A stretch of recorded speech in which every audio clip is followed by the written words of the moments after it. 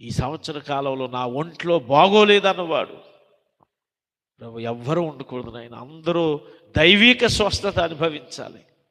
కృపదాయిత్యం ప్రార్థన చేస్తాం. వృద్ధులు ఇంకా ఖర్జూర వృక్షముల వలె మవ్వు వేయచ్చు, ఇంకా చిగురించుచు పచ్చగా ఉందిరుగాక.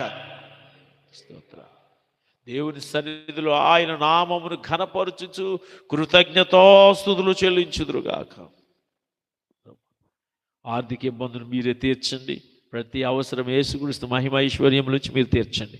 గుప్పిలు విప్పండి, ద్వారాలు తెరవండి, కార్యాలు జరిగించండి.